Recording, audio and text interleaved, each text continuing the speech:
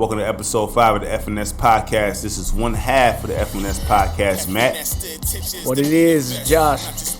Okay, so the first segment we're going to tackle is something we wanted to introduce to the people that we were talking about before the first episode. We just haven't implemented it yet. It's Fix My Squad, and that's for the NBA. I got to get my knowledge up for the NFL before we start doing that, but that's all right. Yep. That's all right. I mean, we got to start somewhere. Right. So, and it's easy to start with the things that you know the best. Right. the things that you know the best. And so the Fix My Squad segment, this is basically us sharing our opinion on what we would do if we had the power to make moves with every squad in the NBA. And we're gonna start with the two teams that finished with the lowest on each conference, and what we would do to make them a winner. Pretty much the beginning steps, maybe, to hopefully making this team a champion. Right, exactly. You want to tackle the Blazers or the Pistons first? Well, let's hit you in the heart first. You know what I'm saying? Because we both been to the games. We both agree on a lot of things here. But this is the one that I want to give you the floor on the most, because, like I said, this is your heart right here. This is the Pistons. This is the Pistons right here. And we all know what the Pistons mean to each one of us as far as what they've done for the league and basketball, period. The Pistons is normally a team that we can associate with at least being in the playoffs. Exactly. And they are a team that we can associate with being champions. Right. So for them to be at where they at right now, they got the worst record in the East. And is that the worst record in the NBA? I think so. Well, I mean, at this point, does it matter? It matters for the lottery. You know, you get how many lottery balls you get for the draft. Yeah. So, yeah, the Pistons got the worst record in the league, unfortunately, which makes no sense to me because of what they kind of showed they could potentially be last year. Right. And then now you got these things happening this year, and they, man, I mean, there's not too many teams that I can go through that didn't win a game in a full month. Right. You know what I'm saying? So, and it's still crazy to think about it, because when you look at their roster, you say, this is a team that's better than 14 and 68.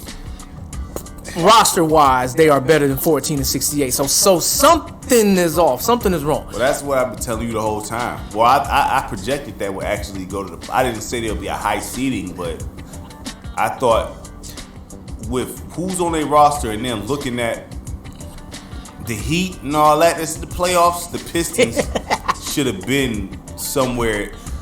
They should have been play-in tournament team. You know what I mean? At least play-in tournament team is what you're saying. They should have been at least playing. Because I don't think they... Well, you know, I'm going to save that for another day. But no, say it now. Well, I don't think the Pistons is worse than the Washington Wizards. Nor do I think that they are worse than the Charlotte Hornets for like what they got on their roster. Toronto, maybe. Brooklyn, Well, when we talking roster, but now we talking about you want to roster-wise, the Pistons aren't that bad off in talent roster-wise, but even before the trades. Exactly, but with it's deeper than what's on that roster, because initially Monty Williams rejected the coaching job, and I know folks will probably say, well, they paid him more money. Listen, all money not good money, and if somebody reject you the first time, you probably should stick with that. You know what I'm saying? Because I'm not gonna pay him extra millions if he didn't initially want the job in the first place. Yeah. So I was hoping that Dwayne Casey was going to remain the coach and build this team up. Considering what he did with Toronto, I get that he didn't win a championship with Toronto, but every year that he was there in Toronto, he became like the Raptors got better year after year, and he won Coach of the Year. I can't be mad at Dwayne Casey wanting a promotion. I can't be mad at the promotion. You know what I'm saying? Like, but with him being in that position, because I think he's the one who hires the coach, right? Is he the one who hired the coach? I would hope. Or he suggests, or he makes a strong suggestion, and I don't know. Him hired. Either way it goes, this was a mistake. It was a bad because. Well, either way, I'm gonna give you the floor first. I'm not gonna say Monty Williams. From what it looked like, he's not a good coach. Okay. But motivation got to be a key factor in this. That's what goes with players and anything. So it's like, if a coach is not motivated and don't want the job, what's the type of effort he gonna really give? If he just took it for the check, which I don't think is good. I mean, like, I don't know how much extra they offer him for him to take the job if he initially rejected it.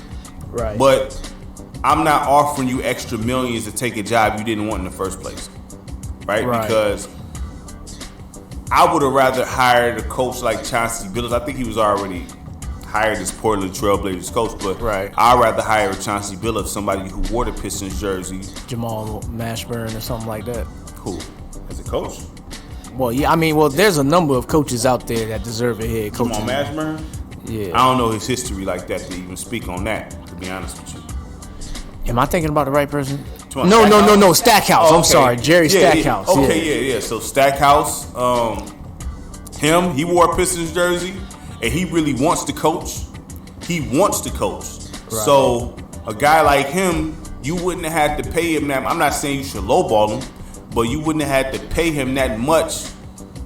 Not as much you would have to pay Monty Williams to come over there and actually give an actual effort to coach and actually care about, winning. So is that step one? At this point, listen, I'll fire Monty Williams right now. So that's the first thing that you're gonna do. First thing you do, let him go. Monty Williams out the door. Now I'll fire him on his contract and everything. Okay, all right, because I was going to say, because like you don't want to end up in the Milwaukee Bucks situation. I offer a buyout of the, because I think they pay him like, if I'm not mistaken, I don't got it pulled up. I think they pay him like $70 million or something crazy. It's a crazy amount. So we cut that thing in half to get you up out of here. I don't see how you reject that if you don't want the job anyway. So we cut that in half, and I just pay you to kick rocks. I don't see how he will reject that. You gonna take your losses now? Yeah, just take your millions and leave. Take your losses now. But first business order will be getting rid of Monty Williams. He got to go. So who's your first options to bring in? As a coach, I will go against the grain. I'm not even gonna say it's going against the grain, but the Warriors. Mark Jackson jumpstarted the Warriors, that system, and then Steve Kerr came in and implemented that. So correct. I think Mark Jackson will be able to extract everything needed out of this roster. Right. Currently constructed. I mean, I wouldn't keep the roster the way it is, but first step is hiring Mark Jackson or a coach that knows how to work with young guys. Okay. Because I haven't seen evidence of Monty Williams actually being able to work with young guys like that. It's not veterans. We in agreement there. Like I wouldn't keep Monty around either. I wouldn't do that. I would actually, you know what? Given what's been going around, like if I can't get Mark Jackson or Jerry Stackhouse, I'll be interviewing JJ Redick, man. I'm not mad at that. JJ Redick knows his basketball. He knows. See, the best coaches tend to be role players anyway. Right. So, I mean, with what we've been able to hear with his mind and how many interviews, like I heard that he's like in heavy consideration for the Charlotte Hornets job. Yeah, I seen that. So if I'm Detroit, I'm giving him an opportunity, and who knows how he may personally feel about the roster, because I personally feel like after you make a coaching hire, one, they should educate themselves on the roster. You would think so. And then, based on how they feel about the roster, then that should be your next motivational move to make the next step. Well, I don't think you should even interview for the job if you're not familiar with the roster in the first place. That's why I was confused when Monty rejected the offer, and they still. I feel like that was all Dwayne Casey, man. But I don't understand that right there. I don't get that, because obviously he didn't want to coach the players on the team. Like, he didn't. You know what I'm saying? So maybe it could be something other than that. It might not be the players, because Monty, he was a coach in this league for a good number of years, and I would assume that being in this league for a good long period of time,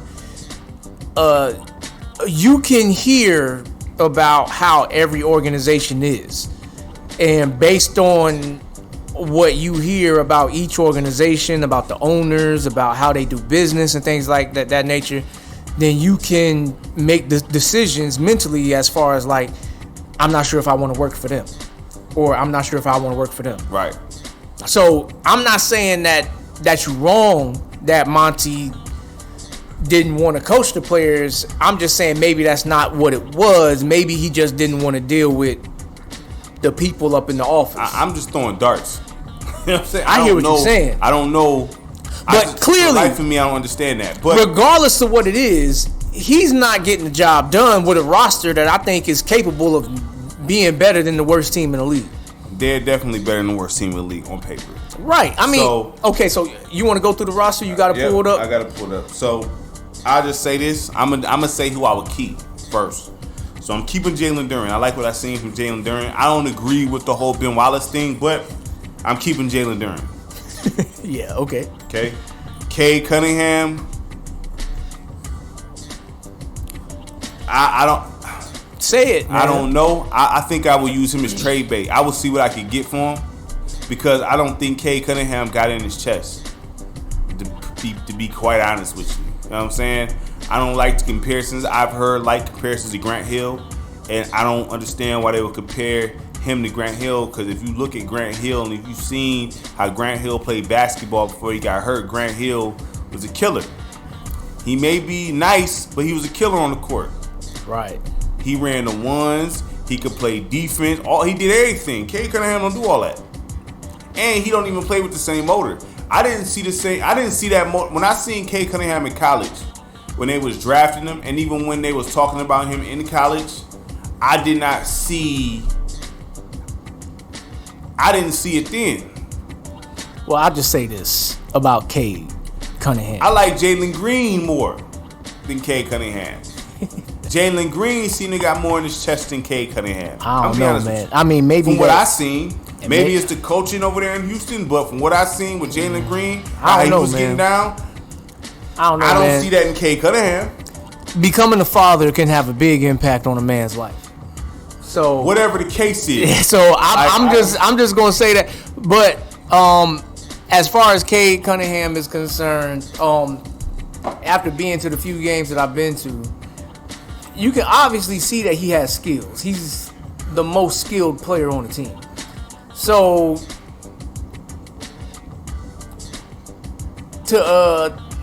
that's the first guy that you would get rid of, like that you would. I would use him as trade bait. Okay, you'll use him as trade bait. I would see what I can get, just like how Broussard and Rob Parker on the show was talking about. Not saying to necessarily trade Joel Embiid, but just seeing what they can get. It's not a concrete thing. But if I can see what the market says. Yeah, if I can get a haul back for him. Well, I mean, when you look at the roster of them, you didn't even finish going through the roster. Right, exactly. I was just breaking down, like, I would keep Jalen Duren. I want to keep him. You know what I'm saying? Because like at least down low he get rebounds, block shots, all that. I mean, he don't got many post moves that could be adjusted. You know what I'm saying?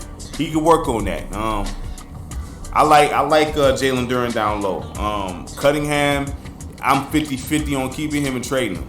You know what I'm saying? I'm not big on this Me Too guy. I don't know who that is, to be honest with you. Troy Brown Jr. He not bad, but if somebody come with an offer that I can't refuse, he'd be out the door. Yeah, but that's not going to be a high price to get. No, I'm just saying that there's somebody that I deem, if somebody come to my table, and they want. Yeah, and if they give me a good player, he's a part of that, then I go ahead and let him go. Roden, he cool. I like Asir Thompson. I would keep him, but with the blood clot issues, I don't know how serious those is. I mean, blood clots are serious, period, but I don't know how severe his is. Right. But from what I've seen from him, I'm not trading him. You know what I mean? Wiseman, I told you how I feel about Wiseman. I think Wiseman, when I see him in person, I'm like, dog, he got the tools. I think you even said he could be like a knockoff Joel Embiid. I definitely never said that. You did. But you said something similar to a knockoff version of Joel Embiid. I don't know what you be hearing, and I don't know where you heard it from. Maybe it was a dream or something like that, but I've never compared him I clearly wasn't dreaming. I never compared him to Joel Embiid, not even a little bit. We was talking about this on WhatsApp. He said that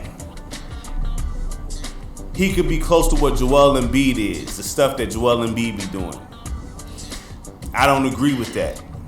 He ain't got no evidence to prove this. There is no such thing as the evidence to prove this. I think Wiseman, Wiseman, I can't put my finger on him. Like, I don't know if it's the fact that, I don't know. Wiseman. I don't know, because I don't know what's going on with the Warriors. Because the GM or whoever said that they think they made a mistake by trading him. That was actually an article that was put out there. Well, I don't know, but and then Monty Williams doesn't give him no money. I don't, because he wasn't a big fan of DeAndre Ayton, so I don't know. Look, Wiseman was getting minutes with Dwayne Casey as coach. Was he? Yeah, he How long was Casey coaching under Wiseman? Was it a whole year? With Wiseman, it wasn't a whole year because they traded for him mid-year. So when he got him, he got minutes. And it was like him and Duren was splitting the time at center. To me, then the other one, man, look, Marvin Bagley. They traded him. Right, and they traded him away. So I agree with that trade. That team right there that existed last year with Duren, Wiseman, Bagley, Isaiah Stewart, Bogdanovich, Cade Cunningham, Jaden Ivey. That team right there, it looked like it was on the verge of being a version of what Oklahoma City is doing, with a whole bunch of young players that could contribute a lot. Not saying that they had the talent, but when you look at Oklahoma City, you look at their roster, the average age on their roster is like 23 years old. And when you look at those crops of players, you're talking about a young core that you could possibly develop and you can keep around for a long time. That's where I'm going with this. So when you look at the likes of the possibility of Duren starting and Wiseman backing him up, or Wiseman starting and Duren backing him up, whichever way you want to do it, or you want to have both of them start and have Bagley come off the bench, both of those guys is under 25. All three of those guys is under 25, 24 years old. Then you got Cade and Ivy. Both of these guys, are they old enough to drink? That's how young they are. So you got a young squad that they can grow together. And if they was to grow together, it could be on some Oklahoma City type stuff to where you got to worry about these guys because they got young players and every last one of them contributes. well, I'm not going to disagree with you. I've told you this in a sense. Not in those exact words, but, OKC is that's a little extreme because they nice. Well, OKC. the only issue with Oklahoma City, I feel, which is, I'm not trying to change the subject, but when you have a team that has that many young players that contribute to winning, when it comes time for them contracts to run out and you got to start paying players to keep them there, you're not going to be able to keep them all. I'm going to say this as far as who I would keep on the Pistons. I'm not about to run through the whole. Okay. I'm not about to do that. So, the players I keep, I'm keeping Duran. I'm 50-50 on Cade, and he might be trade bait. You know what I'm saying? If he showed me something in the summer or something like that, and if I think his rookie contract finna be up soon anyway. If it's not already, what I mean? He only been in. This is what, his second year? It's coming up. That's why I know it's because they only get like a 2 year. What is like a 2 year? I don't know what's the standard NBA contract, but I can look that up. I know the rookie situation about to be ended soon, so at this point I'm talking to Cade to see what he on. Do he want to be here? And whatever the case is, do you want to build here or not? If not, then I'm putting him on trade. He gonna be trade bait. You know what I'm saying? But so I'm 50-50 on him. I'm keeping Sir Thompson. And plus with his blood clot situations, I don't know if you're able to really move him like that anyway. I'm keeping Wiseman because I'm gonna give him a shot, and I'm keeping Ivy. I do like Sasser. I like Sasser. Okay. But if I get an offer that's decent, and he wants, and if he's part of the trade package, it depends. I'll let him go. Isaiah Stewart, he getting up out of here immediately ASAP because Isaiah Stewart, to me, I don't see what Isaiah Stewart does that's good. Do you? Huh? Isaiah Stewart is like he tries to be the tough guy. Did he try to be Draymond Green? I don't know in what sense you mean that in. As far as being an agitator or the tough guy on the team, or he just tries to be the tough guy on the team. Like, I don't know, like that whole situation when he was trying to charge LeBron and stuff like that. Like that whole situation seems like it kind of like got to his head, and now he think that he's like a proven tough guy. What does he do good on the basketball court? I have no idea. All right then. So that right there tells me everything I need to know. Jalen Duran, he'll be a free agent in 2026. Okay, so we got him for a little bit. So you got him for a little bit. Ivy is going to be a free agent at the same time because they was in the same draft. 26, you say? 26. Okay, so we got him for a minute. Cade is 25. Yeah, so his stuff about to come up. That's what I'm saying. Yeah, his stuff about to come up. Yeah. Sasser's 27. Sir Thompson is 27. Right, so Isaiah Stewart, they must have re-signed him or something because he's the 28. That's crazy. Look, the people you mentioned is the guys I'm pretty much saying I keep. Right. So everybody else can go. Right. Now, Sasser, like I said, Sasser, I like Sasser. But if somebody comes to the table with something I can't refuse, nothing personal, I let them go. Right. But the first thing I'm doing, I'm getting rid of, I have to get rid of Monty Williams. Because I think the majority of this is Monty Williams. I think the majority of this is Monty Williams, though. I mean, I'm not saying that you're wrong. He's not out there playing, but they play better without him. You know what I'm saying? Right. So I have to put the focus on Monty Williams here. Now let's look at this whole equation. Monty took over a roster that we both felt that if he would have kept that roster intact, there would have been that's a better team than what we look at right now. But if you get rid of Monty, obviously Monty has a certain style or certain type of players that he wants different than what the Pistons had. You bring in a different coach, now you're going to kind of be taking on the same challenge. Monty, I push back a little bit on that because Monty, he has, like how a job seniority, you know what I'm saying? Stackhouse and them don't have that. So can they really go to the office demanding who should be moved and not? Well, I feel like as a coach, you should have some kind of a voice in that manner. It's kind of like, I'm going to use a football example, but when Bill Parcells was coaching the Dallas Cowboys and Jerry Jones was doing his normal thing, one of the famous things that Bill Parcells said is that, you want me to cook the meal, then at least let me buy the groceries. Right.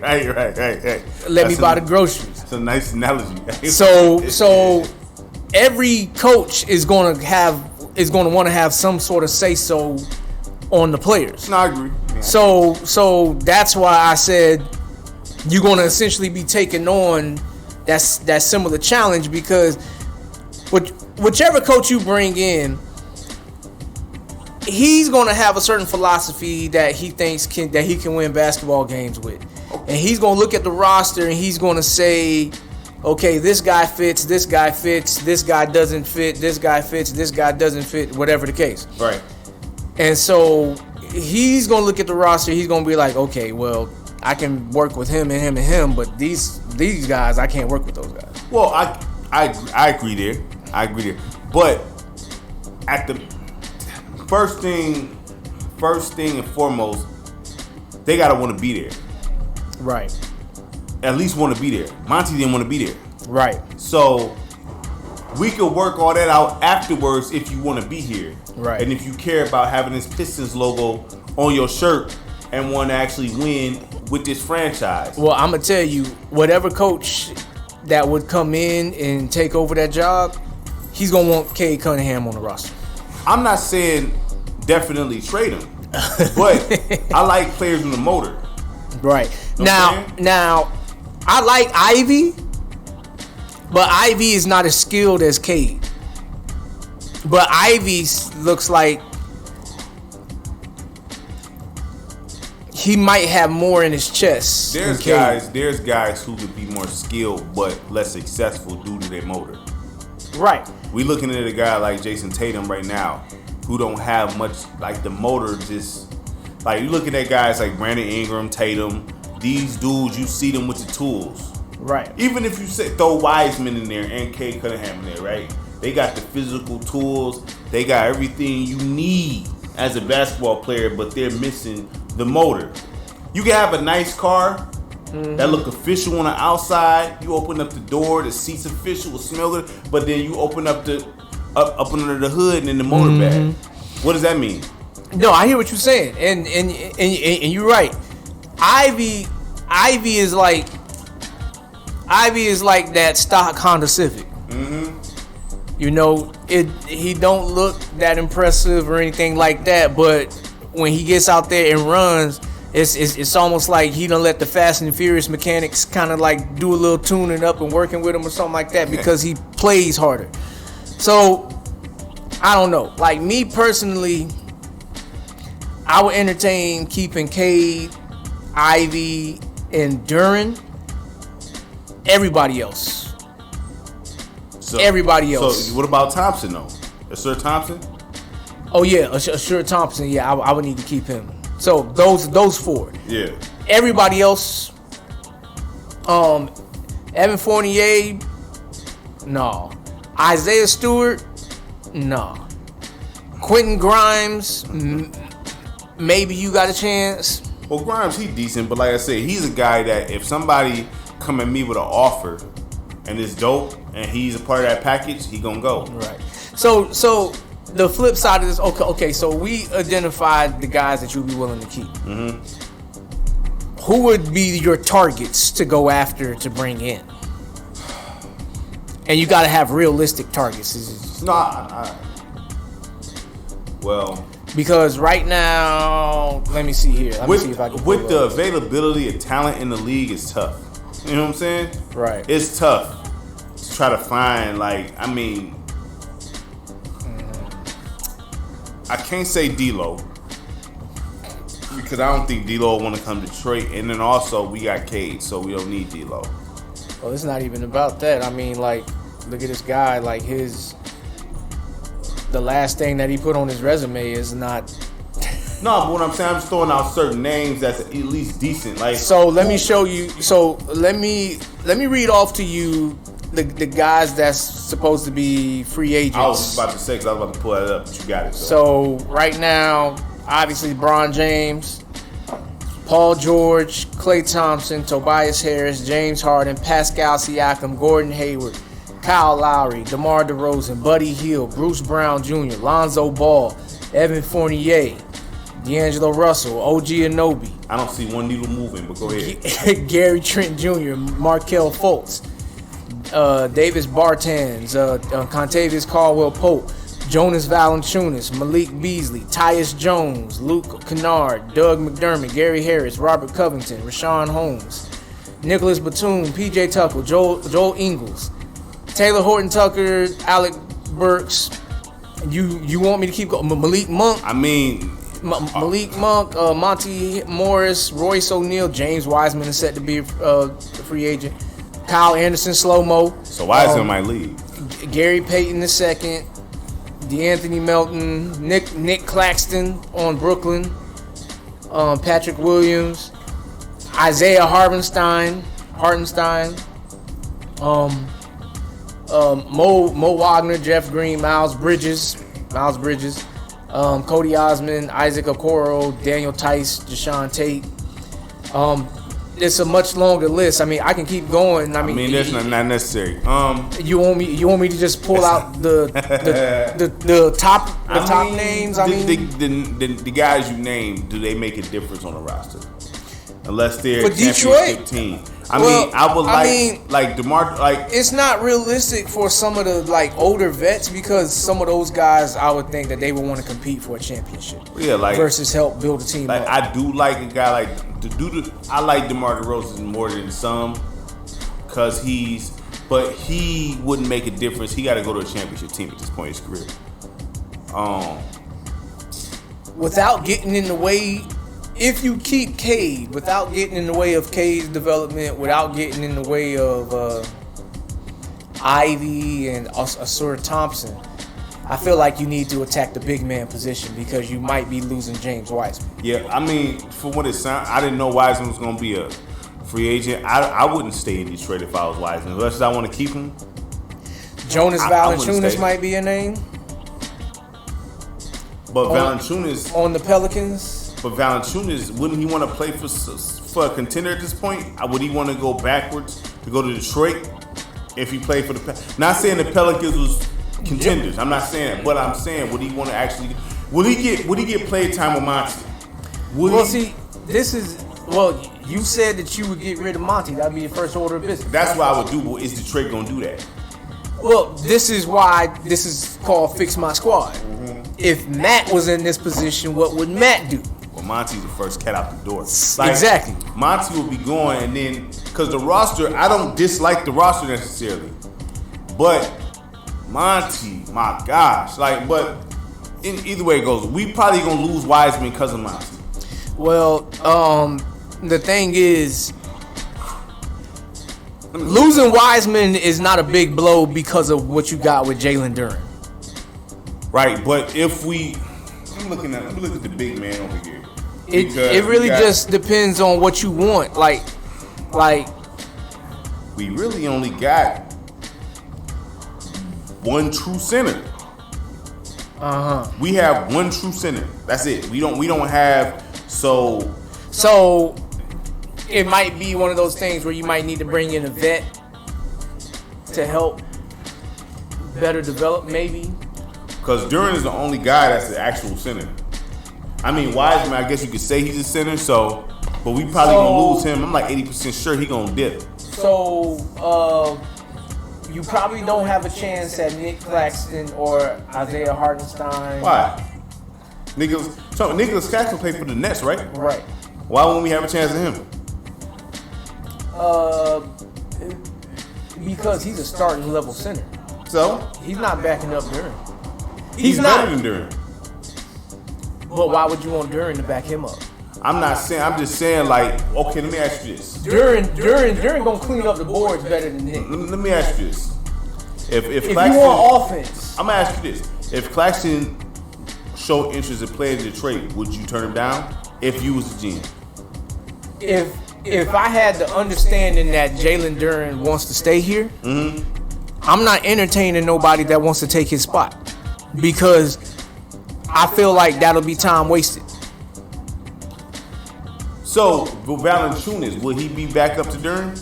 Yeah, Valanciunas would be back up because you look at Valanciunas right now, even though he's a starting capable center, he's going to be 32. I wouldn't mind signing Valanciunas. I like Valanciunas. And that'll give you the offense of big men. I like Valanciunas. I mean, but him or Daniel Tice, he's another center. That's the white dude, right? Yeah. I like Tice. He's not no starting level center anyway. Exactly. So he would I would be backup. definitely sign him as a backup, and I wouldn't have to break the bank for him. So I mean, those two names that you mentioned right there, I wouldn't mind signing those. Those are the main two that jump out to me. I would sign those two as a backup to. If we lose, I say this: if we lost Wiseman, I would try to get those two, but I don't know how irritated because Tice do get a little bit of clock. Okay, so I'm gonna ask you this. Because I just scrolled down and I seen another name at center. Who? That could be a little bit of a reunion. Who? Andre Drummond. He's already backing up Vucevic. I would say this. I would have a conversation with Drummond because I would take him over both of those guys. Valanciunas and Tice. Right. Mm-hmm. Drummond, his best years was in Detroit. That's probably what it is. Mm-hmm. And Drummond, I mean, I don't think at this point. I mean, I think he could be starting for some teams. You know what I'm saying? But he would have to back up Duren. Yeah, he would have to back up Duren. But I don't think it'd be a problem. I would love to. That would be a great situation if I had Duren and then we had Drummond coming off the bench because. You not missing nothing. If Duren, we gotta sit Duren down, Drummond coming in and doing the exact same thing. Right. So it's constant pressure for whoever having to play down low and deal with that. So I would definitely go for him. Right. Those are. I would go for him. Those are the type of names that I would be going after at that position. I like to have 3 at each position. That's what if I had a roster, I like to have 3 players at each position. Yeah. Because that's your 15. I like 3 apiece. You know, that's how I do it. When I play 2K and I do my franchise, I always have 3 at each. Right. Every time. You know what I'm saying? Mm-hmm. There's another name. Rashawn Holmes is another guy that keeps me entertained with that because when he got playing time with the Kings, he was a double machine. Let me see here. But yeah, that's what I would do with that. I would keep Duren starting, and then I would just like shore him up a little bit more by like bringing in guys that he can learn something from. I mean, we suffering at the center position, so I mean, I definitely would attack that. So, like I said, Wiseman, I'm probably about 80% sure he's leaving. So if we kept Wiseman, if we kept Wiseman, I would try to go for Valanciunas gonna want minutes though. Drummond would too, so that's it's hard. That's fine though, because you know what that does? If they get minutes, that can potentially keep Duren fresh and out of foul trouble. That's true. That I mean, because I'm trying to think who can I move to the 4 sometimes if out of them? I can't. So none of them is like really like that. I definitely couldn't move. I would try, like, if we keep my whole thing would be trying to keep Wiseman and actually giving him more clock. You know what I'm saying? Exactly. That's the thing. I'm focusing on trying to keep Wiseman and trying to give him more clock because Wiseman, is better than what's advertised, but it seems to be that teams, well, the Warriors gave up on them, and then my man's regretted it. You know what I'm saying? And for whatever reason, like I said, Monty Williams be having issues with big men. I think he like a certain style of a big man, like Tyson Chandler. I know he liked Tyson Chandler a lot, right? But I don't know what it is about certain big men he don't like, right? But Tyson Chandler to me seemed to be his style. He had a good relationship with David West, right? David West. He was with wasn't Monty Williams over there with the Hornets, David West and Chris Paul and them. I think the best players over there. Didn't they have Paige as well? I think it was Chris Paul, Monty, David West. I don't think he was the head coach for that team. Over there? No, he was the head coach for the Eric Gordon team, and they just drafted Anthony Davis, that team. Okay, so disregard that. All right, so from what I remember. Okay, so if I'm Detroit, this is the deal. This is the deal right here. Because I don't want to stay too long once we gotta get to the Blazers. If I'm Detroit, first order of business is getting rid of Monty unless he chooses otherwise that he want to be here. Initially, you gotta believe it's like courting a female. She didn't like you at all, period, from the jump, and you had to coerce her to be with you. She didn't want to be with you, and it was for some other ulterior motive. You know what I'm saying? Which was money. So Monty Williams got to go unless he came to me. Otherwise, like, listen, I want to be here. I know I had a bad season. Whatever the case is, I'm going to show you otherwise. You know what I'm saying? Then I entertain keeping him. But if I don't get that conversation, he got to go. And then the second order of business is keeping Wiseman. And talking, look, Wiseman, I don't want you to go. I think you could be one of the best bigs in the league due to the landscape of what's out here. You know what I'm saying? We're going to give you a shot and a chance to show and execute because I think Wiseman, given an opportunity, can play the four sometimes. You can play both Duran and Wiseman at the same time. Sometimes. Not all the time, but sometimes. So I want to keep them too, for sure. I want to keep Wiseman. So I'm trying to keep Wiseman. If I can't keep Wiseman, I will go after Valanciunas and Drummond, those two. I'll be trying to get them. Yeah, that's... Because the free agent market ain't all that, you know what I'm saying? So that makes the most sense to me. I mean, the free agent market, the players we got on our team just need guidance, really, you know what I'm saying? Monty is not providing that guidance. So Monty is out the 95% out the door for me, unless we have a nice heart-to-heart meeting and hammer out situations and details. And he convinced me otherwise that he actually want to coach the Pistons and be here. You got to go, man. We're going to buy you out that contract. And I'm going to talk to Wiseman. Like, listen, I'm going to get somebody in here that want to utilize you and help you grow. I would even, hire, if they don't already got that, hire a developmental big man that focus strictly on Wiseman and help him get better as a big man, you know what I'm saying? Right. And lock in on him because I'm looking at this roster and it's like we not trash. You know what I'm saying? We not trash. We got some nice core pieces to where we can compete on a nightly basis. Right. But people are humans, and if folks is not on the same page, it can go left real quick. That's how good teams lose to bad teams. Right. So that's what I would do with Detroit. So really quick, my opinion, fire Monty by all means necessary. Bring in a young, hungry coach if I can't get Mark Jackson.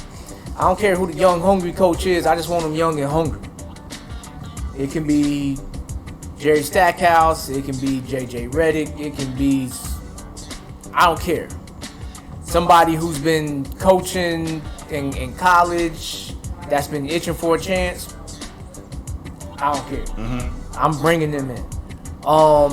As far as the roster is concerned, I'm 75-25 on keeping Cade because I have the same questions about his heart and how much he wants to win and how much he... And here's the other thing. It's not just how much a player wants to win, but it's also how much he hates to lose.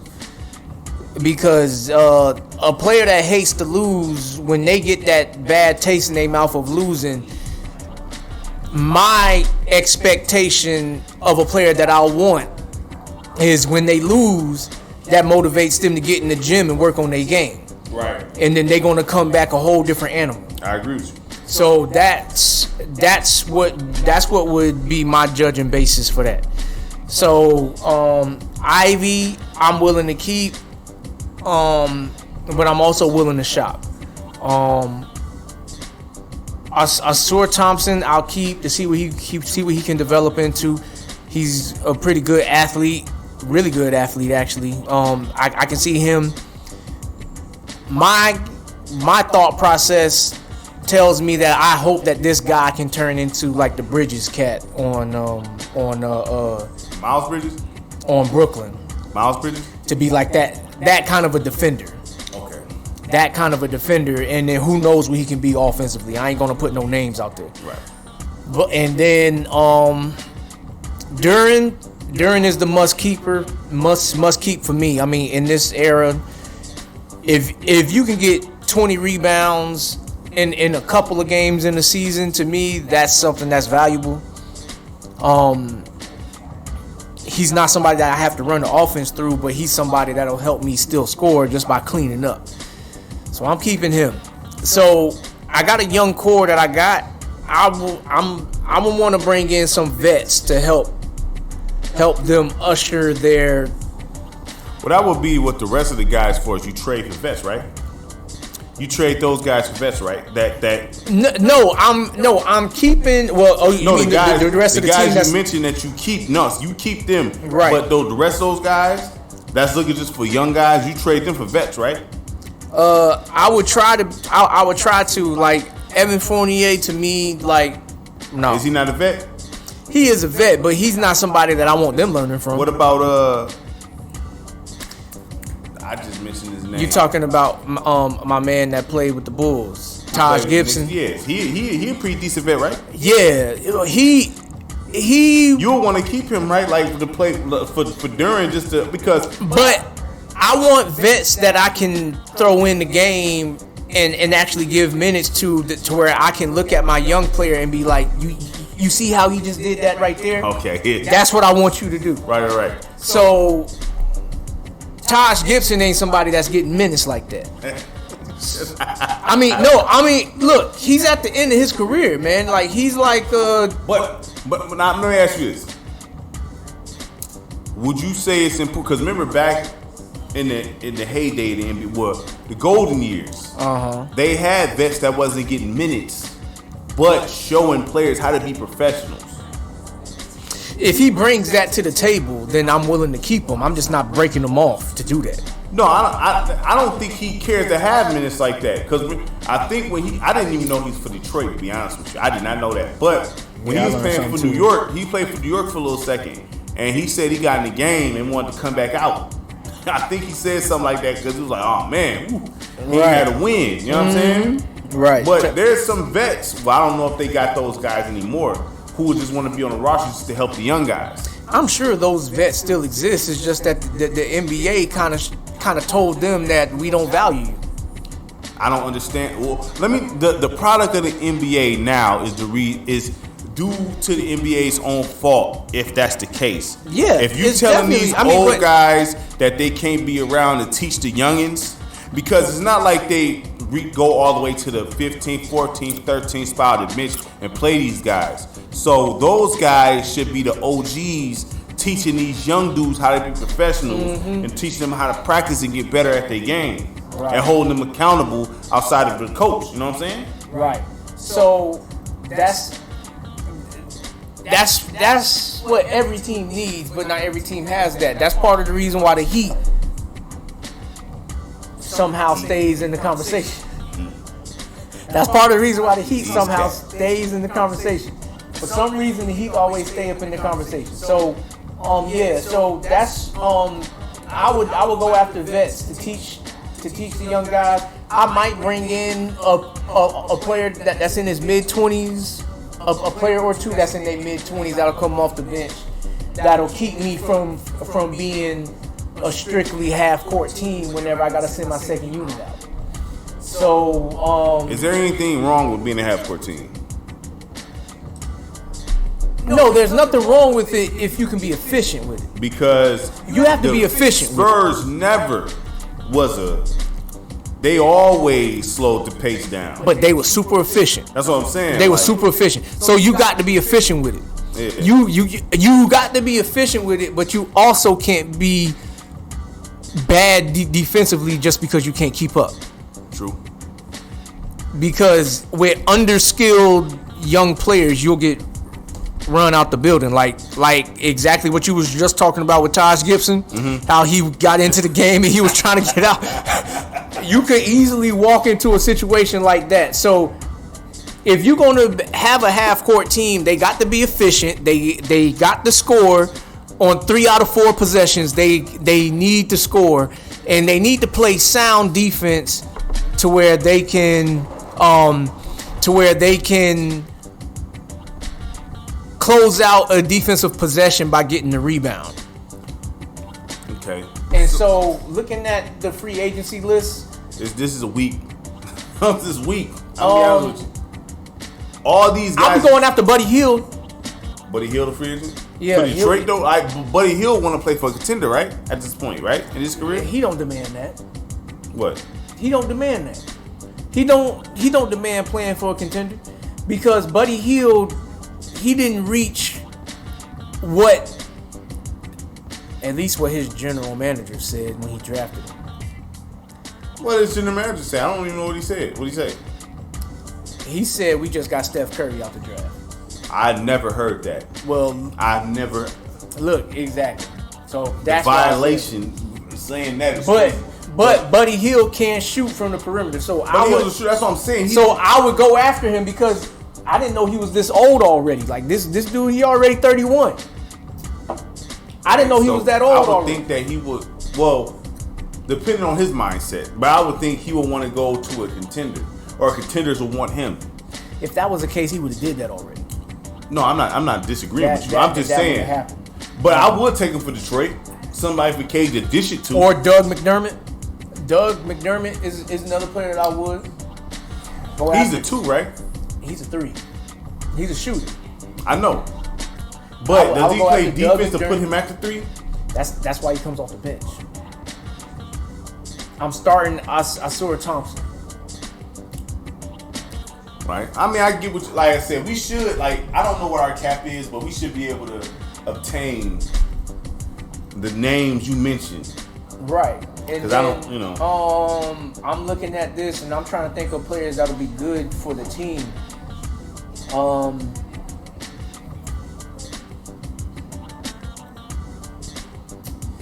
Man, it's slim pickings, man. It's really not a lot on this list that I'm like, yeah, that's the guy that I want to. It's really nobody that jumps out at me like that. Like that's what I'm saying. I would listen, this is the thing. I'll say this. Patrick Beverly. No, man. No. I'll bring in Patrick Beverly. If you was willing to bring in Draymond Green, I'll be willing to bring in Patrick Beverly. This is the thing. I'm going to tell you why I would bring in Draymond Green. I would say he's a Michigan native. Right. It's different why I would bring in a guy like Draymond Green. He's a Michigan native. And Patrick Beverly, for as much as people don't like Draymond Green can run the ones. He can distribute the offense. I think Draymond Green will be I think Draymond Green to be a good coach, to be honest with you. He's one of those players that probably will be a good coach. Right. So I would bring Draymond Green in Detroit. I would definitely, but I don't know how I don't know what his contract looking like, but I would trade for Draymond Green and bring him in Detroit because he will hold these young cats accountable in that locker room. Oh, and then here's the other type of player that Detroit can go after. Who? They can go after young players that didn't get an opportunity. Well, I thought that's what Wiseman was supposed to be. Wiseman, he got some opportunity, but he just don't gel with that Warriors offense because he's not the same type of shooter over there. He's a Wiseman. Dog. He's a big man. He shouldn't even. His role ain't even a shooter. That's part of the reason why when Golden State drafted him, it didn't ring as if this is a guy that we draft and that fits what we want to do. When you draft a guy like Wiseman running the offense that you run, that's a different. You're changing the whole way that you operate. Right. If you expect to keep him for a long time. Wiseman is an inside out kind of guy. You throw it inside. Which is part of the reason why Kuminga might not. I don't know if Kuminga is going to be there. Well, because Kuminga is not the perimeter shooter that the Warriors offense likes. I mean, look, the Warriors. That's a whole discussion. Okay, we're gonna talk about them on another squad. back to young or guys that got drafted high, and then for whatever reason they lost their spot, but they still active in the NBA. Like, I see Dennis Smith Jr. on this list. I would entertain bringing him in because I think at one point him and Donovan Mitchell. No, him and Luka Doncic. Luka? That was the team at the beginning. When Luka got drafted by Dallas, Dennis was already there. No, but I thought that him and Donovan was being compared. Oh, I don't know. Dennis Smith Jr. is better than advertised. Yes, he is. Him, I'll be looking at Lonnie Walker. Lonnie Walker is better than advertised. Lonnie Walker, I'm like, look, yo, man. These names, I would definitely go for in Detroit because they're not. Cam Reddish. Well, Reddish, yeah, because Reddish, for whatever reason, Lakers don't give him no burn. I don't understand. I mean, we know the reason. What? We know the reason why. Why? With LA, Austin Reeves. Is that the reason? He plays the. You know what I'm saying? Like, is he the reason? Darvin Ham is the reason. Darvin Ham is the reason why the Lakers haven't looked right. Well, they on the verge of getting swept. So I mean, but I don't know. But anyway, look, him. Let me see. I had seen some other players. But I like the names you mentioned. But at the end of the day, Chris Dunn is another name that I would entertain bringing. You have to get rid of some of these guys to even get them though, because I think but some of these guys is already going to be free agents anyway, so you just don't re-sign them. Right. Okay. Cool. Because I don't know So if these is guys, would you bring back Spencer Dinwiddie? If he wants to come, but I think at this point with Spencer Dinwiddie, he clearly want to play for a winner right now, and Cade Cunningham and Spencer Dinwiddie kind of play similar. They have a similar style of play. That's why one of them comes off the bench. So, I mean, you know what I'm saying? Like, if Spencer want to come back, because I like Spencer Dinwiddie, I just think he be getting played wherever he go. Like, you know what I mean? Like, Spencer Dinwiddie, the Lakers. Well, I'm going to tell you, like, look at this. Imani Bates is set to be a free agent. Bring him home. But I don't know. That may not be good for him. It might not be good for him. Coming home, personal reasons, it may not be good for him. But I would definitely bring Imani Bates to Detroit. I don't know if he want to be home, though. Right. Because we want to look out for players' well-being. I'm going to tell you this with Imani Bates. Because Imani Bates is cold. Right. He could get Cade up out of there if he... It doesn't hurt to trade him away. And Imani Bates is a Michigan guy too, so he gonna wear that Pistons jersey with pride. At least you will hope. That's just my old school way of thinking, I guess. You know what I'm saying? That's my old school way of thinking. I mean, but it's the new era of athlete, which is we can have a whole nother segment on this. Mm-hmm. But it's the new era of athlete that playing for the home team doesn't really mean that much. Yeah. Because if that was the case, Imani Bates would have stayed committed to Michigan State instead of going to Memphis. I don't know what happened with that. I didn't even know that he was even committed to Michigan State. I thought he was committed to Michigan State for the longest. Tom Izzo had him. It was a solid year and a half that he was committed to Michigan State. I don't know what happened then. I thought he automatically was going to Memphis. No. No, he was committed to Michigan State. So I don't know. But anyway, yeah, that's what I would do with the Pistons. That's what I would do, because the damage that's been done to their roster, you kind of can't reverse it. Well, like I said, they got a nice core. They still have a nice core. The only thing I'm concerned about is Wiseman. Right. Leaving. Because I think Monty is done wrong by him. I think the Warriors did wrong by him. So I think Wiseman's situation is the fact that the league has shifted off the big man. Okay, so to combat that, and I'm just coming at a different angle here. What has Wiseman showed that says that he demands an opportunity? I say this. Because he plays in spots. He gets minutes in spots. When he actually got minutes, he can be good. Can do. He can be good. But when you play him with just little spots, he don't do nothing. You know? When he get a rhythm, he handles business. But you gotta actually. That's how I felt about Marvin Bagley. But you gotta actually commit to him. Right. You know what I'm saying? You can't in a sense he make mistakes, now you pull him, because all players make mistakes. Right. You know what I'm saying? Even the best make mistakes. You gotta let them learn through the mistakes. Which is, unfortunately, with this new era of NBA, the big men don't have the same leash that the guards do. The guards be making the worst mistakes. Right. You know what I'm saying? But they don't give the big men the same wiggle room to make mistakes. They should get the wiggle room because they do the dirty work. Listen, look, we are in agreement here. But I'm just saying, okay? So, yeah. But anyway, that's the Pistons. All right, you ready to go to the Blazers? Let's go to Portland. Because I actually, you know what's crazy? Like, you know, it's going to be a similar story because they got a nice squad. I mean, a nice young squad. Man, I'm gonna say this. I don't even mean to cut you off and go into it. I'm very concerned with Chauncey Billups because I feel like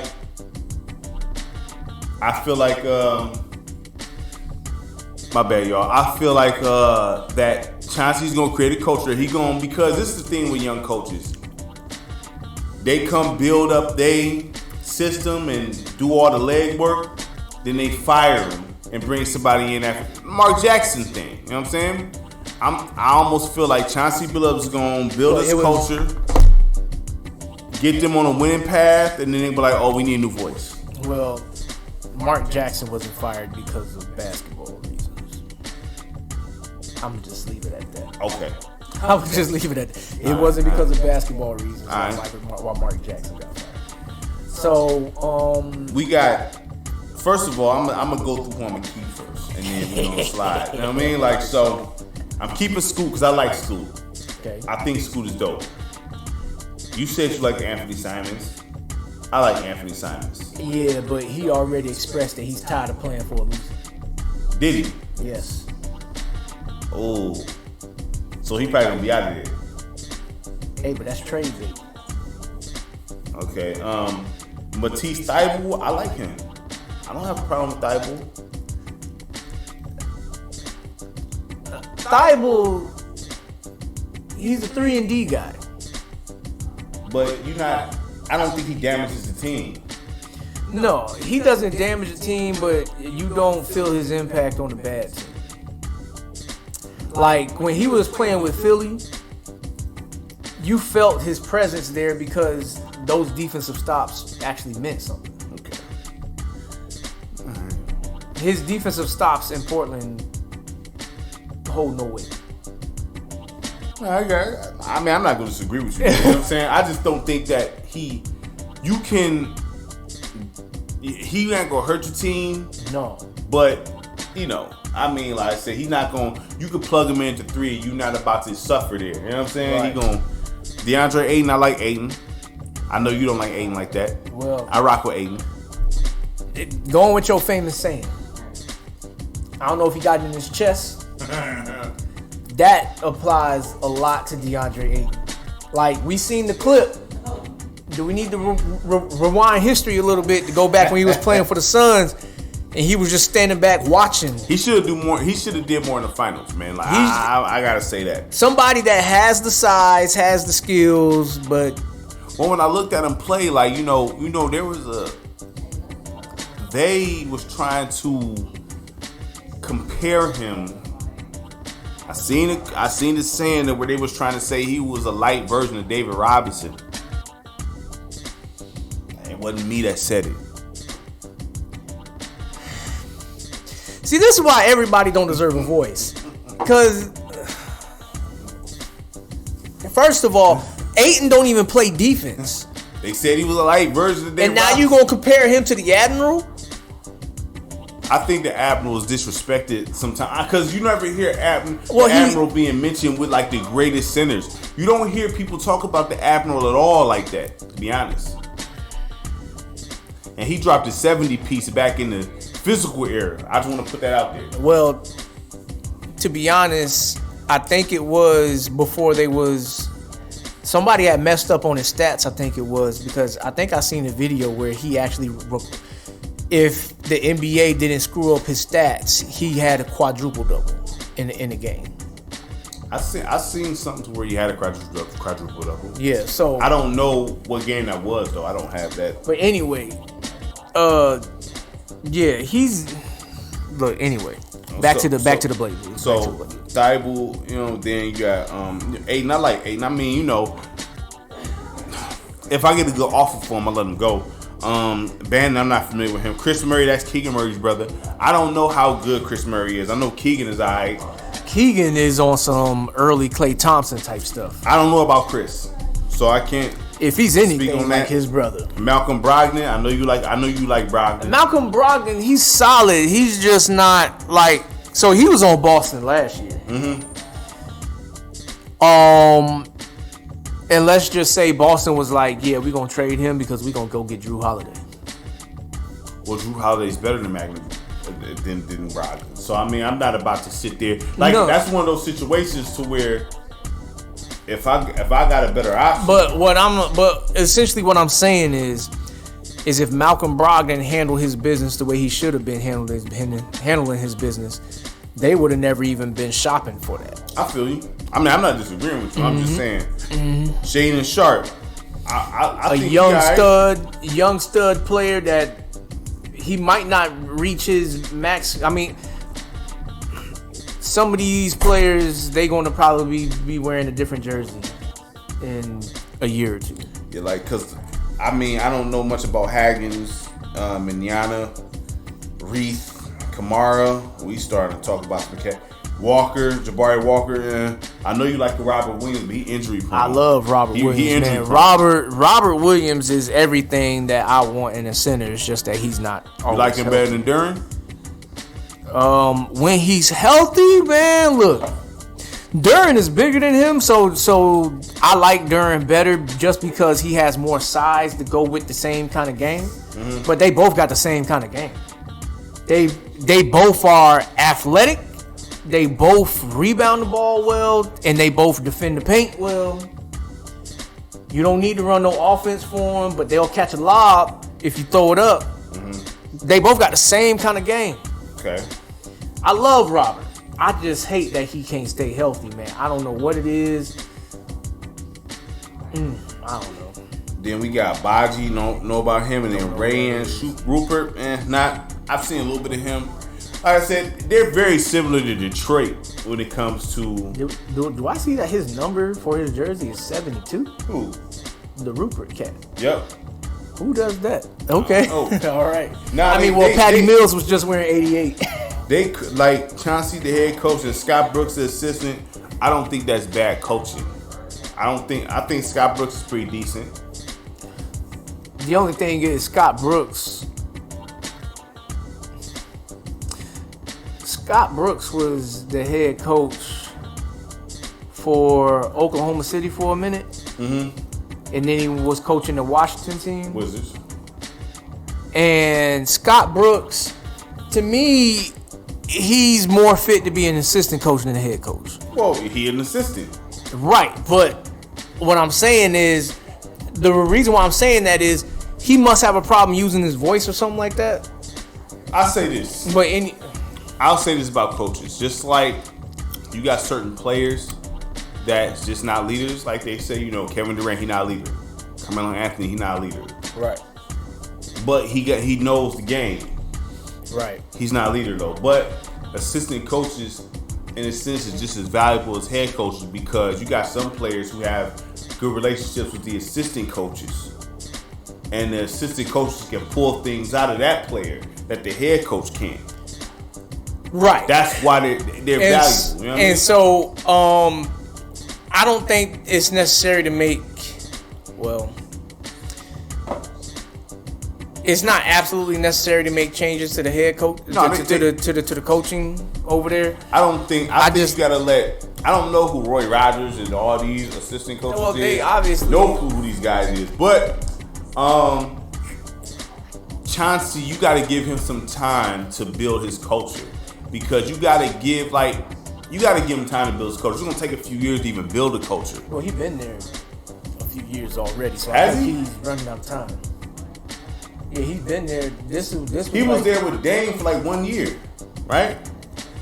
He was there for like 1 year before he got shipped. Well, this is. Let me see here. Let me look this up because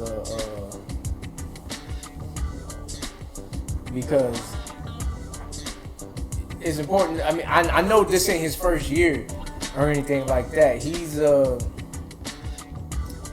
me see here. If I can get a timeline. So 2021, he was the head coach for the Blazers. That puts him there. This is his second or third year. Yeah, I mean. So he's already been there a couple of years. Yeah, but I mean, with the youngins that's over there, that they, first of all, it takes a long time to win. I think that the casuals. So I'm gonna leave you out of this, and I'm gonna leave just the people who listen to that's hardcore NBA fans that understand the process out of this.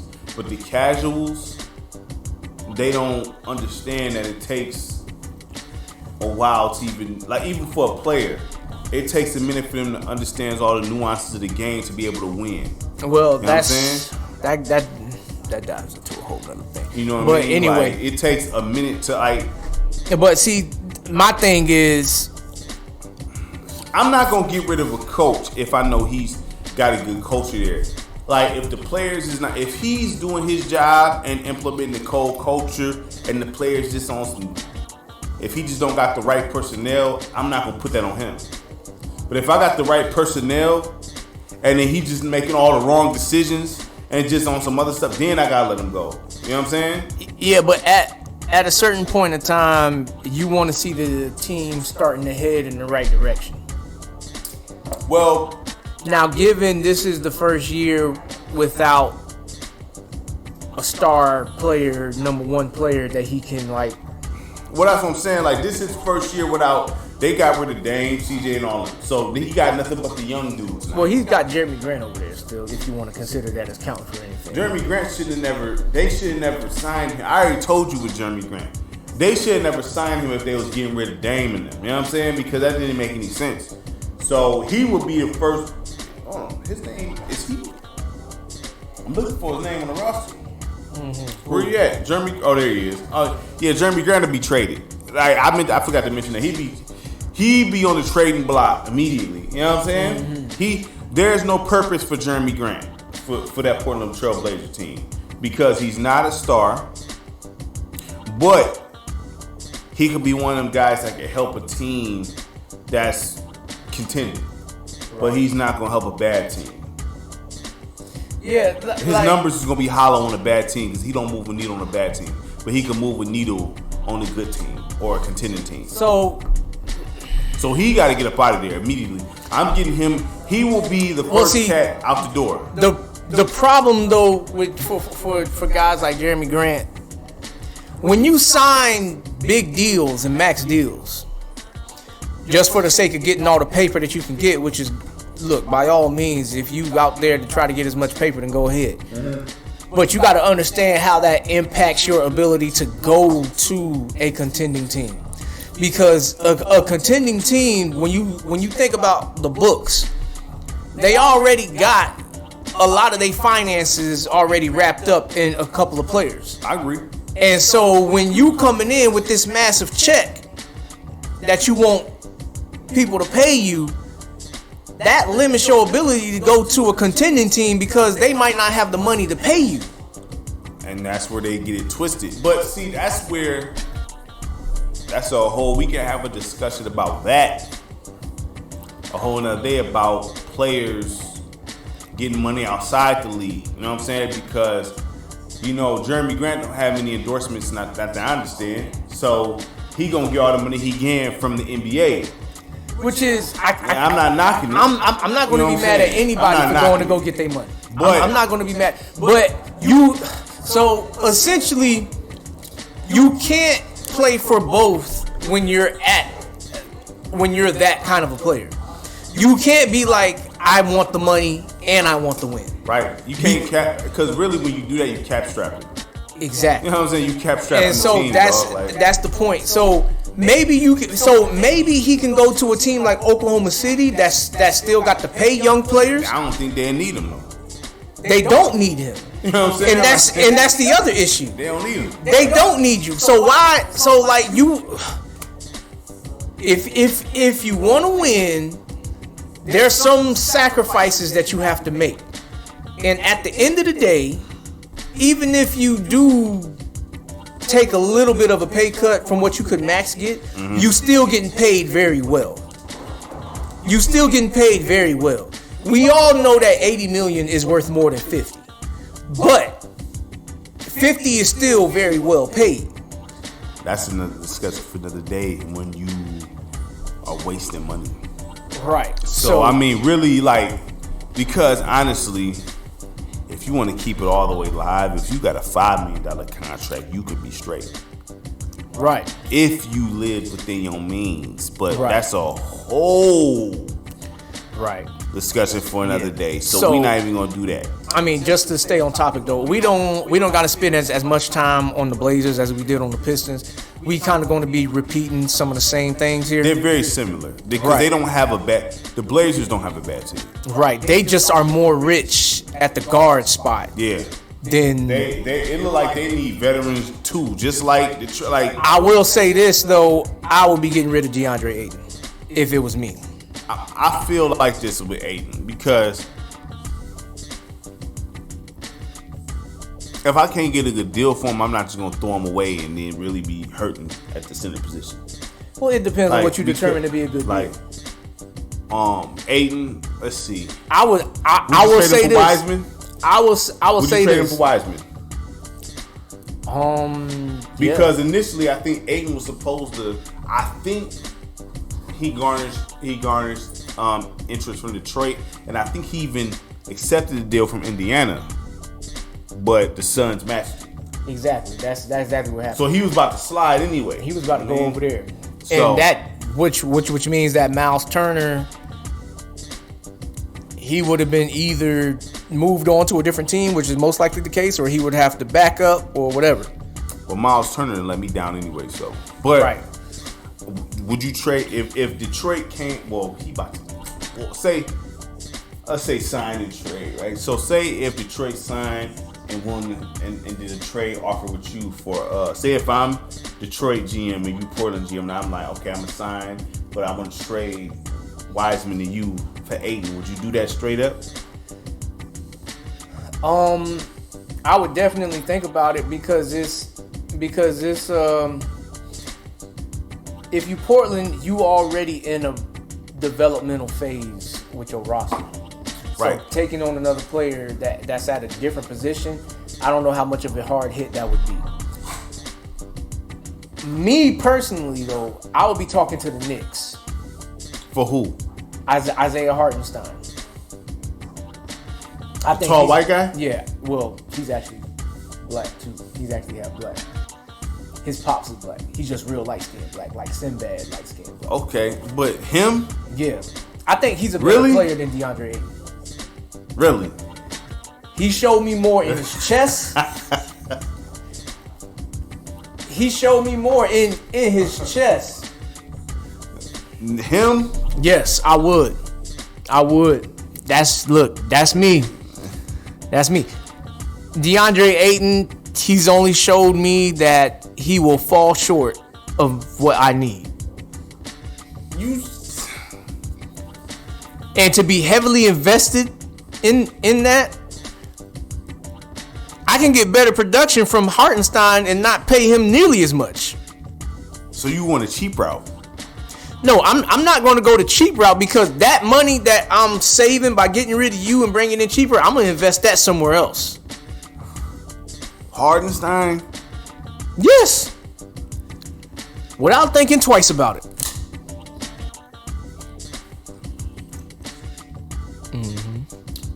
What quarter? It's halftime. They just started. Are we just getting live updates from Denver and LA? We keep an eye for the sweep. But yeah, so that's what I would do. I mean, DeAndre Ayton, I don't know if he wants to be great. I'm not saying he do, but I don't know if he wants to be great in his Hartenstein. production. Hartenstein showed me more in his chest than what he do. And Hartenstein is a big body, so I'm not losing size here. Hartenstein at least tries to play defense. What position does Sengun play? The fourth? Center. Center? You ain't getting Sengun. Not for DeAndre Ayton. I can tell you that right now. I mean, look, nobody loses credit for trying here. Okay? You can always say, hey, look, I tried. They said no. So let me ask you this. If because Jeremy Grant, we got to get him up out of there. So if the Trailblazers offer Jeremy Grant for Sengun, you think they'd do it? No. Sengun is a keeper. Part of the reason why Sengun is a keeper is because of how hard it is to find good centers in this era. And then the other reason why Sengun has value is when he plays against other good center matchups, he does his fair share of dirt. Okay. Against the matchups, like go back and look at every single time they played against the Denver Nuggets. I'll just let that be my.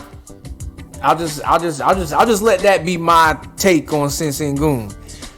We both agree that Nikola Jokic is the best player in the league. Just go back and look at what he does. He is the best player in the league by default.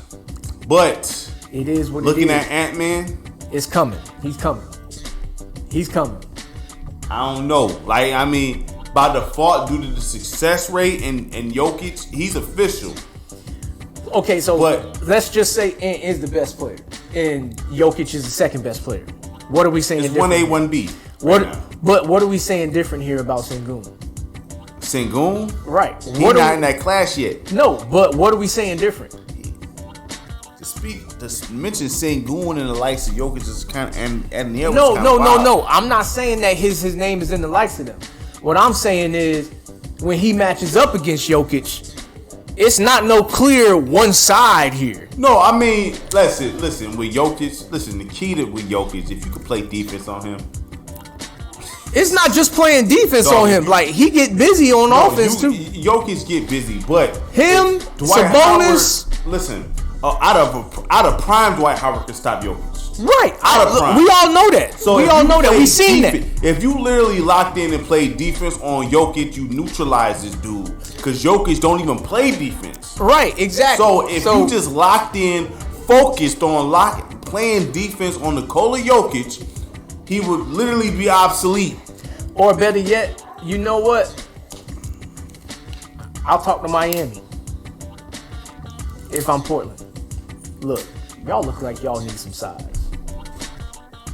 I hope you don't mention Tyler Hero. Dude. No. I don't need Tyler. What do I need Tyler for if I got Simons contractually on my team? Mm-hmm. I got Sharp and I got Scoop. What do I need him for? Maybe shooting. I'd rather just draft me a shooter. There's shooters coming out all the time. Respect. So, but what I'm saying is, y'all look like y'all need some size. Give me Bam. I'll do Bam and Ayton straight up.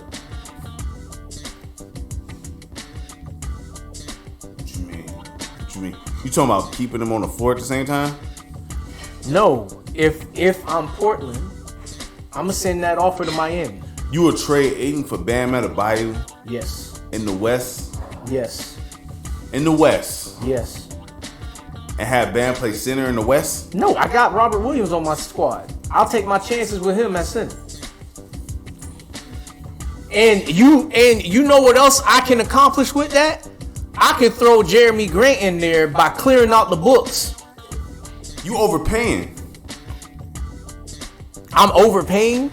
Bro, you sitting there for Bam Adebayo. You said DeAndre I'm not saying and Jeremy Grant? I'm not saying just them two by themselves, but I'm saying in the package deal, I'll send them two to Miami to get a younger player in Bam.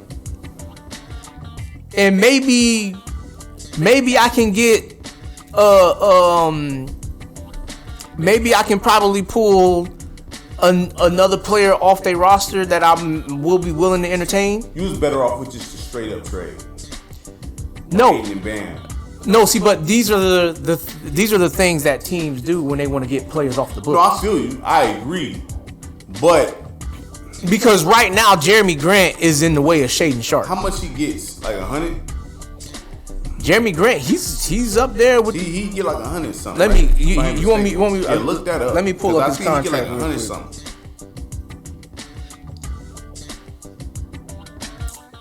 Because Bam is a better player than DeAndre Ayton. Bam Adebayo is a better player than DeAndre Ayton, huh? Is that debatable? Are you? Bam Adebayo Is a better player than DeAndre Ayton, yes. Playing out of place, might I add.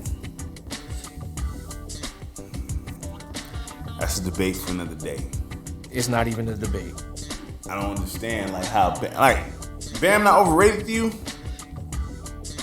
Bam is just in the wrong position. Bam is really a 3. He's not a 5. But he's just forced to play the 5 because Miami don't got no real number 5. So here, I'm gonna give you your real 5. Here, DeAndre Ayton. Here you go. Yeah, you know what I'm saying? Yeah. So while he looking this up, Portland and Detroit is in a very similar situations in different conferences. They have enough talent to compete. I just think they have two different issues. I think that Detroit have a head coach issue. And what's Portland's issue? It can't be the coaching, right? Well, that's not proven yet. But right now, We know it's the coaching in Detroit. We know that. So right now, Jeremy Grant. Are we talking about Jeremy Grant or DeAndre Ayton? You wanted his contract? We talking about Jeremy Grant's. Jeremy Grant is on a 5-year, $160 million contract. If I can just give that away to get that off the books. Man, I wonder why they did. They did that thinking they was gonna keep. They ain't know. Yeah. I don't know what. I'll probably just go ahead and just dump them off. Exactly. Deal. Package deal. Here, 2 for the price of 1. There you go. You got your size right there. Eric Spoelstra, here you go. We ain't gonna be we ain't competing for no championship no time soon. You see that gauntlet that we got to go through in the West? Right. We ain't competing for no championship long time though. I mean, both of these guys is 30. Here, go ahead, do what you do, Spo. Jeremy Grant 30? Yeah. Let's not. Okay, so remember, Jeremy Grant was on the bubble Denver Nuggets team.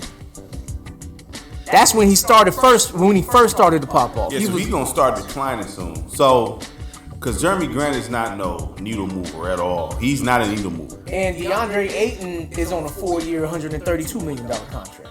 I'm keeping DeAndre Ayton before I keep Grant. I'm getting rid of both. I mean, I hear you. I'm just saying. I'm getting rid of both. I'm getting rid of both. I'm not saying what you're saying is wrong. Like they have, it sounds like they have a slightly different problem. I ain't gonna say it's slightly, but I don't think Detroit is cap strapped like Portland is. Well, yeah, because they don't got no heavy, big contracts on their books that are older players. And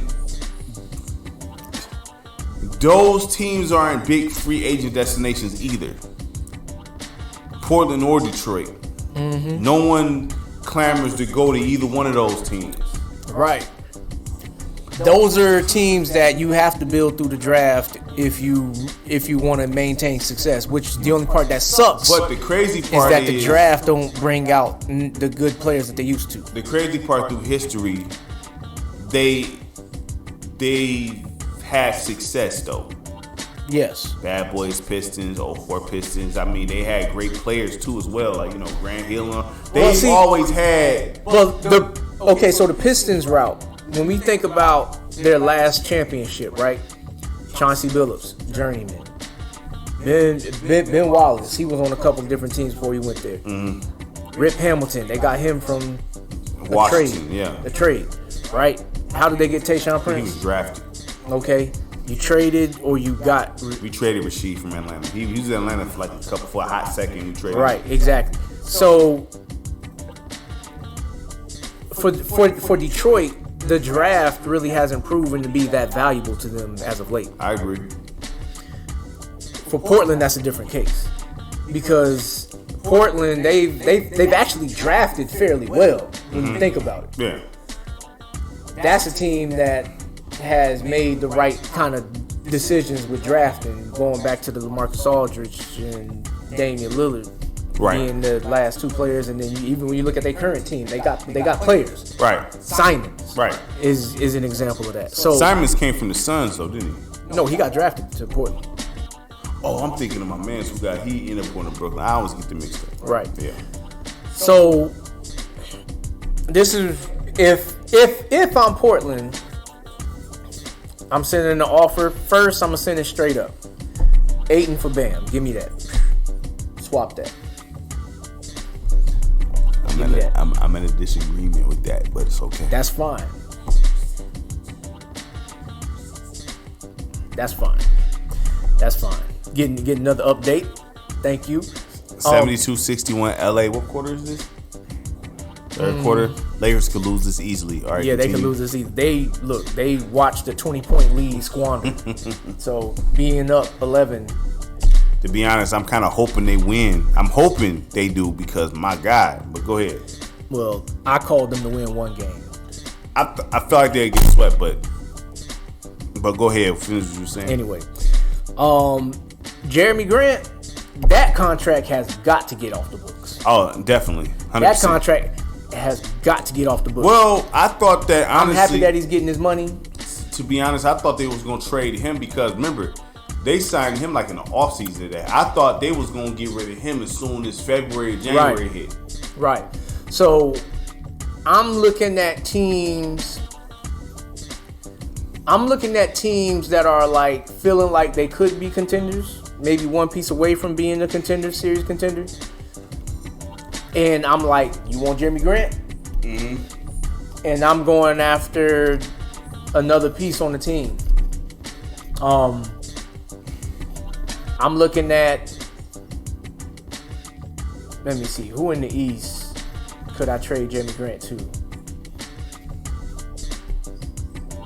Because it's almost just beneficial just to get him off the books by any means possible. No, he got to go. I mean, he's not getting paid that kind of cheese. I don't think a guy like Jeremy Grant is worth the $100 million tag, but due to 160, more closer to 200 if you round it out. But right, I don't know why Portland did that. Even if it was to keep Dame, I don't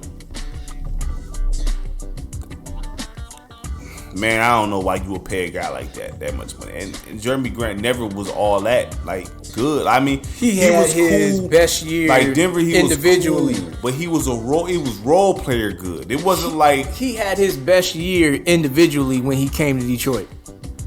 Because when he came to Detroit, he started to have a really good box score every night, but it was always in losing efforts. Yeah, but that's hollow numbers. I look at that as hollow numbers. Exactly, but in this day and age, those are the things that gets players played that kind of contract. Yeah, but Jeremy Grant just don't. To me, he don't command no 160 milli, dog. He ain't my cup of tea neither. But you know, 160 million.